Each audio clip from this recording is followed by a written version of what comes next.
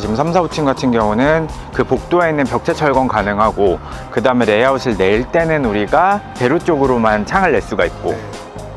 그래서 일반 다세대 이렇게 다 창 많이 내는데 호스텔만 못 내는 거죠. 그러니까 여기는 사실 거의 건물 컨디션이 행정적으로만 용도 변경하면 될 것 같아요. 그렇죠. 되게 용도 변경 난이도가 쉽네요. 위치가 아까 위치에 이런 건물이었으면 그냥 오늘 계약을 했을 것 같은데.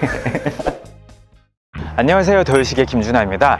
오늘은 저희가 서대문구 연희동에 나와 있습니다. 이 연희동에 사실 숙박시설이 많지가 않아요. 오늘은 저희가 숙박시설이 아닌 건물을 숙박시설로 용도 변경을 하기 위해서 현장 실사를 나왔어요.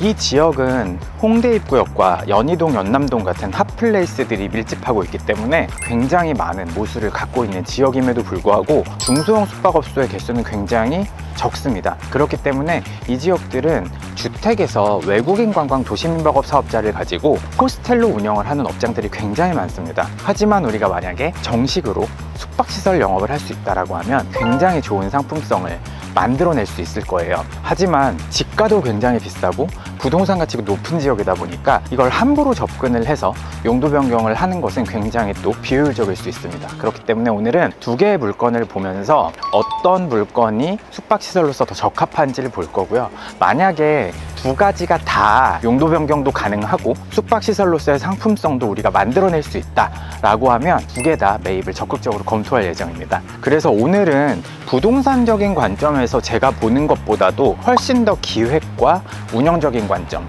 그리고 건축법과 관광진흥법상 숙박시설로 용도 변경이 가능한지 여부를 종합적으로 체크를 해야 되는 날이기 때문에 많은 분들이 와서 저에게 도움을 주실 거예요. 그래서 같이 현장 가서 어떤 점들을 살펴보는지 여러분들도 따라오시죠. 첫 번째 물건은 건축법상 다세대 주택으로 되어 있습니다. 주택으로 되어 있기 때문에 숙박시설로 용도 변경을 했을 경우에 매도인 입장에서는 양도세 이슈가 굉장히 커질 수 있는 물건이에요. 그래서 이런 주택 같은 경우는 매도인과의 협상도 굉장히 중요합니다. 그래서 저희가 사전에 어느 정도 매도인이 협조해 줄 수 있는 부분과 없는 부분을 확인을 하고 왔고요.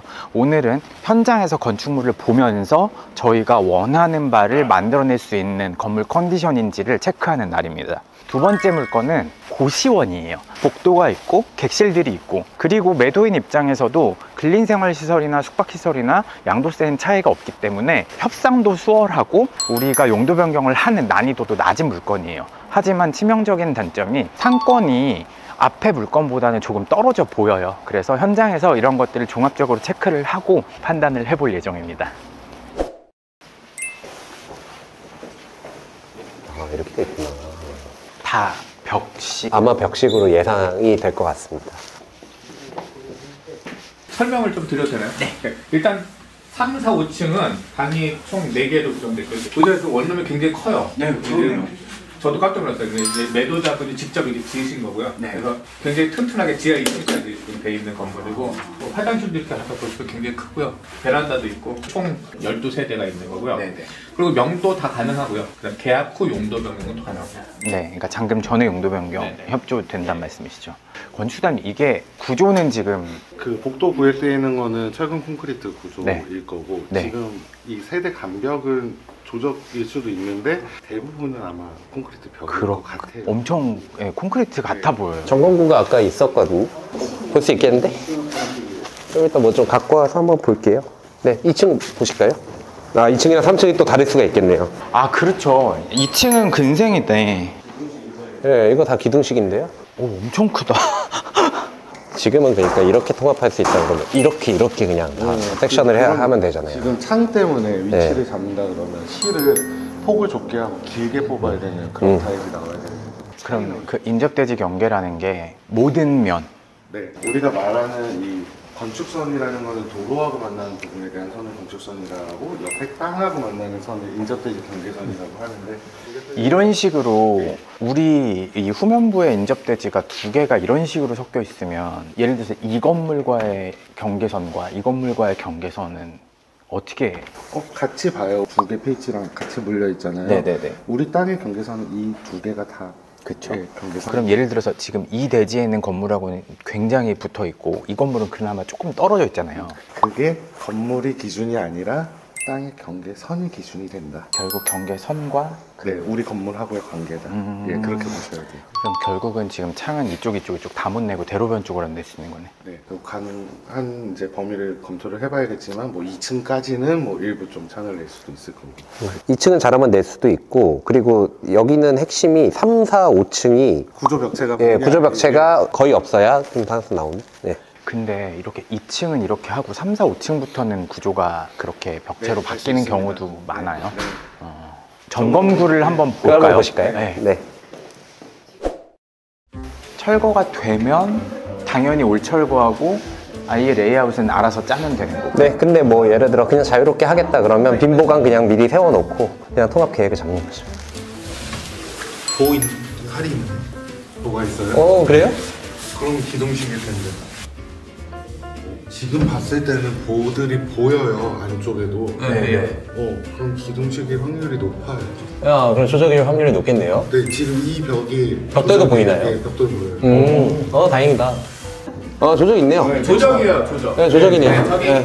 여기 대표님이 직접 지셔가지고 잘하시는데 우리 왜 고생한 거야? 직접 지으셨대요. 필요 없었네.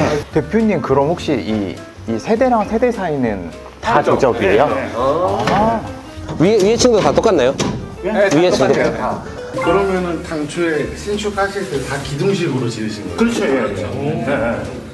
위에 옥상 좀 여긴 봐야 될 것 같습니다. 옥상 좋네. 그러면은 그냥 사실상 레이아웃은 올 신설 가능, 대수선 용도 변경 들어가야 되고. 대수선 들어가야 되나요? 안 들어가야 되지 않나요? 내부 벽체 철거하고 레이아웃만 다시 잡는 거면 안 들어가고. 그렇죠. 어쨌든 그럼 예를 들어서 지금 3, 4, 5층 같은 경우는 그 복도에 있는 벽체 철거 가능하고, 그 다음에 레이아웃을 낼 때는 우리가 대로 쪽으로만 창을 낼 수가 있고.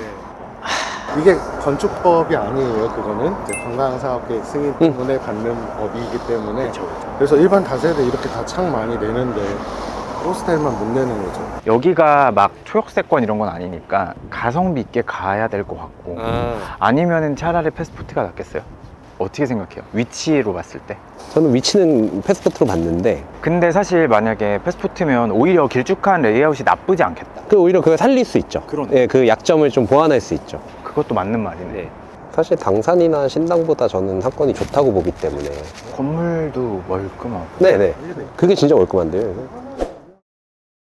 그럼 용도 변경은 왜 하는 거예요? 서울의 일부 지역은 기존의 숙박시설은 굉장히 부족하고 수요는 많은 그런 지역들이 있습니다. 즉 수요 대비 공급이 너무 부족하기 때문에 숙박시설을 새로 공급을 하고 싶어도 불가한 경우가 많거든요. 그래서 저희가 낡은 숙박시설을 매입을 해서 리모델링을 해서 경쟁력 있는 프로덕트를 만들어내는 건데, 기존의 숙박시설도 부족한 지역들이 있거든요. 그러면은 우리가 주거용 또는 근린생활시설에 건물을 매입을 해서 숙박시설로 용도를 변경하는 게 오히려 사업성이 더 좋은 경우가 있습니다. 저희가 잘 용도 변경을 활용을 하게 되면 훨씬 더 낮은 원가에 좋은 숙박시설을 공급할 수 있는 하나의 툴이 만들어질 수 있습니다. 지하층 주차장. 아예 100% 주차장이에요? 다세대라고 돼 있어서 세대가 있는 줄 알았어요. 그러면은 지하에 2개 층 다 똑같이 이렇게 되어 있는 거죠? 네. 그러면은 14개 있네요, 주차가. 턴테이블이 하나 있으면 편할 것 같아요. 그러네요. 좋을 것 같아요. 턴테이블은 설치할 수 있잖아요. 네, 근데 이제 높이를 봐야 되니까 매립하는 그 깊이, 하부 피트 깊이가 좀 필요해가지고. 건수장님 의견이 턴테이블이 들어가면 좋겠다. 턴테이블이 들어가려면 한 60cm PT가 필요하다. 네네네. 도면 빌려드릴게요. 네, 감사합니다. 네. 가져가서 바로 갖고 올게요. 네. 너무 감사합니다. 너무 감사합니다. 네, 제가 갖고 있을게요. 네. 그러면 여기서는 다 봤죠? 예. 사장님 시간 내주셔서 너무 감사합니다. 예. 저희 잘 검토하겠습니다. 기존에 여기가 다세대 주택으로 되어 있는 건물이거든요. 용도 변경에 적합한 요건을 갖추고 있는지를 오늘 확인을 하러 나온 건데, 주택을 숙박시설로 용도 변경할 때는 굉장히 까다로운 요건들이 있어요. 저희가 인접대지와의 경계선도 중요하고요. 그 다음에 이 안에 건물의 구조도 중요해요. 그래서 인허가가 일단 돼야 되고, 이 인허가가 되더라도 상품성 있게 우리가 원하는 레이아웃을 만들 수 있는지가 중요한데, 다행히도 100% 저희가 원하는 거를 충족하지는 못하지만 한두 가지 사항을 제외하고는 저희가 원하는 바들을 대부분 충족을 할 수 있을 것 같아서 기분 좋게 가서 검토해 볼 수 있을 것 같아요. 지금 여기는 지금 내부는 네, 못 본다고 어차피 그러시죠. 비어 있는데도 없고 볼 수가 없다고 하거든요. 이 뒤에 복도 내야 되잖아요. 그렇죠. 복도 내고 앞에를 넓게 쪼개는 방식으로 해서 전면으로만 창을 주면 될 것 같아요. 근데 대표님 여기야말로 막 방이 3평대더라고 이쪽은. 제일 큰 게 한 5평, 네네. 4평대고. 근데 이게 접근성이 이게 너무 떨어지지 않아요? 오히려 아까 걔는 거리는 가까운데 거기는 하플 권역에 그래도 속해 있는 쪽이고 얘는 좀 완전 죽어.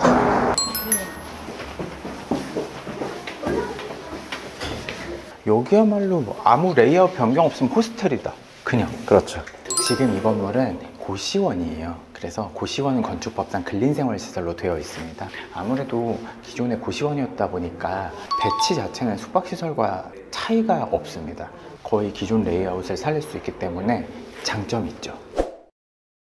근데 여기는 그 호스텔로 해도 좀 애매하죠. 애매하죠. 매출 허들을 넘을 수 있을지가 관건일 것 같습니다. 여기도 패스포트가 나요. 건물의 컨디션 다 떠나서 상권. 네. 상권은 확실히. 예, 쪼개서 가면, 이게 발현이 안 될 것 같다. 건축사님 여기 구조는 결국 봐야 알 수 있나요? 아까 점검관은 봤는데 조적 같아요. 네. 지금 한 객실로 쪼갤라 해도 어쨌든 레이아웃 좀 바꿔야 돼요. 예, 3평 이렇더라고. 욕실이 너무 이거는 숙박으로 할 수 있는 욕실이 아니에요. 어렵다 여기가. 막 주변에서 바로 유흥을 하다가 바로 이제 들어오고 이런 입지는 아니라서. 예. 그래도 여기도 어차피 길어지는 객실 나오고. 긴 면 전체가 다 창이 생길 수 있는 컨디션이네요. 그건 또 오히려 재밌을 수 있고. 그러니까 결국은 뭐 매출 뜯어봐야 되겠다. 네, 1, 2번 똑같은 것 같습니다. 예, 방향은. 재밌는 건물이에요. 엄청 길쭉하죠. 이쪽이 다 대로인 거예요. 한쪽이. 그러니까 굉장히 대로에 광폭으로 접하고 있거든요. 방을 어떻게 배치해도 창이 너무 크게 나는 거예요. 그래서 이 상품성이 굉장히 좋은데 인허가도 여기는 지금 별로 어려워 보이지 않거든요. 다만 한 가지, 위치가 아까보다 안 좋아요. 위치가 아까 위치에 이런 건물이었으면 그냥 이제 오늘 계약을 했을 것 같은데 모든 게 다 좋은데 대로 하나의 차이 때문에 객단가가 확 낮아질 수 있는 그런 컨디션이라서 이런 경우에는 결국 기획이 굉장히 중요해요. 찾아오는 컨텐츠를 만들어야 돼요. 그럼 이제 저희는 패스포트란 브랜드가 있죠. 이런 패스포트를 만들었을 때 받을 수 있는 객단가와 우리의 영업비용은 훨씬 더 좀 디테일하게 추정을 해봐야 될 것 같아요. 얘는 그냥 소방을 위한 기계실이네요. 네. 예, 우리도 1번 물건에 하려면 이런 게 필요하겠네요. 네. 그러니까 여기는 사실 거의 건물 컨디션이 행정적으로만 용도 변경하면 될 것 같아요. 그렇죠. 되게 용도 변경 난이도가 쉽네요. 이런 것도 막 면적 없었으면은 막 그렇죠. 예, 만들어서 해도 이랬어야 되는데. 아 그러네. 예, 세팅이 막 이렇게 우연하게 잘 돼 있네. 다중생활 시설이고. 네, 여기도 로비는 없고 로비는 대신 1층에 일부 증축해도 될 것 같고. 4층, 5층은 하나하나가 맞는 것 같아요. 저 폭도 좁고 하니까 층당 최소 3개는 넣는 게 맞을 것 같고요. 네, 한번 보겠습니다. 네. 네.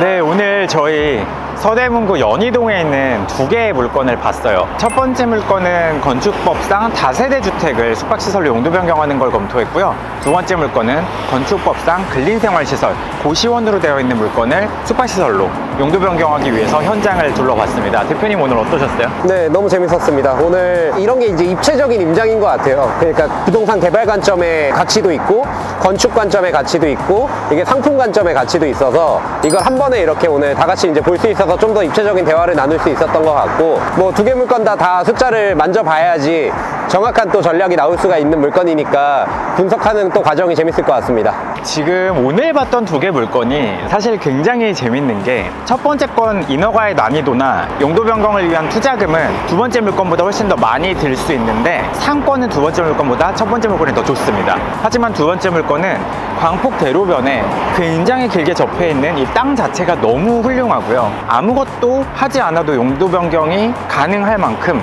건물 컨디션이 너무 좋습니다. 하지만 치명적인 단점이 숙박시설로서의 상권이 첫 번째 물건보다 훨씬 더 열악해요. 결국은 각 물건의 부동산 가치와 여기서 낼 수 있는 매출, 그 다음에 매출을 극대화할 수 있는 기획, 우리가 비용을 얼마나 최소화해서 영업이익을 극대화하느냐, 이런 것들이 정말로 중요합니다. 저희가 최근에 용도 변경에 대한 문의를 굉장히 많이 듣고 있는데 단순히 인허가적으로 가능하다라고 해서 무조건 돈이 된다라는 착각을 하시면 안 됩니다. 결국은 숙박시설로서의 영업 가치를 판단을 해야 되고요. 그걸 통해서 여러분들이 용도 변경을 하는 것이 타당한지를 검토를 하셔야 됩니다. 오늘 정말 유익한 시간이었고요. 저희가 이 두 개의 물건을 앞으로 매입을 하게 될지는 가서 열심히 숫자를 좀 두들겨 봐야 될 것 같은데, 만약에 매입을 하게 될 경우에는 저희가 재밌는 결과물을 가지고 여러분들께 다시 한번 찾아뵙겠습니다. 대표님 오늘도 감사합니다. 고생 많으셨습니다. 네, 이상 더유식의 김준하였습니다. 스페이스팬이 정석이었습니다.